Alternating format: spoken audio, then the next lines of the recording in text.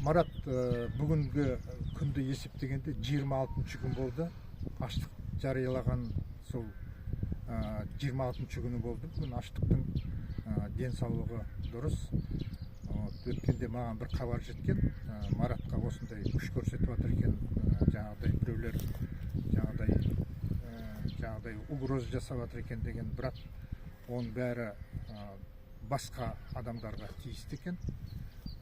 Бірақ енді 26 күн аштық деген оңай емес. Су ішіп жатыр, пульс 42, давлениесі 90-да 60.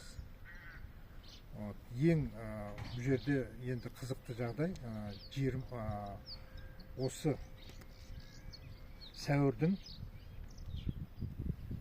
16 күні бұл жерде тінту жұмыстары жүргізілген. Сол тінту жұмыстары кезінде дуистің орынбасары Бакунин деген жаңағы басшылығымен өткен тінту жұмыстары. Сол тінту кезінде Марат, енді білесіздер ғой, аштықты жариялаған себебі жаңағы спортпен айналысуға рұқсат бермейді, және де жаңағы сурет салуға, өзінің токарь болып жұмыс істеуге рұқсат бермейді. Сондықтан ол аштық жариялаған, және де үкіммен келіспеушілігі.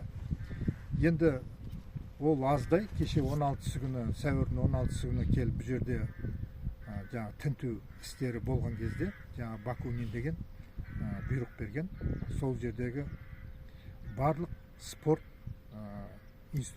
инвентарь дейді ғой, спортқа қатысты жаңағыдай штангылары бар, гантельдері бар, солардың бәрін жинап алып кетіп қалды. Ол қалай, мен түсінбедім. Оған қандай қатысы бар? Енді Марат Сыланбай бұл спорт инвентарға, мысалы штангыларға жоламайды ғой, тек қана жүгіретін адам. Жүгіруге рұқсат жоқ, бірақ күнделікті 1,5 сағаттық өзінің прогулка дейді, серуен жасайды. Сол серуен жасағанда ол жер комната шейін 3-5 метр. Ішін бәрі бетон, стеналардың бәрі бетон, үсті сәл ашық. Сол жерде жүгірем дейді. 500 круг жасайым дейді. 500 айналып, 500 ғой деймді, 500 круг жасайым дейді. 3-5 комната. Сол болғаны жетістігі Марат.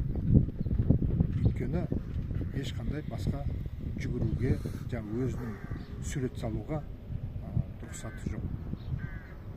Оның үстіне жаңағы айттым ғой, жаңағы Залелов деген осы жердің аға инспектор, оперуполномоченный деді ғой, режимный отдел.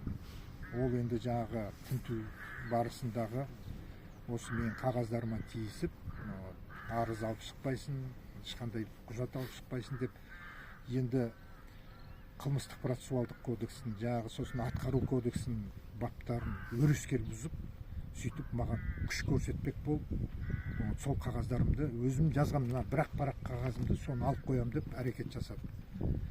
Сондықтан мен ойлап отырмын, басшылары оған бір шара қолдануы тиіс деп. Сол басқа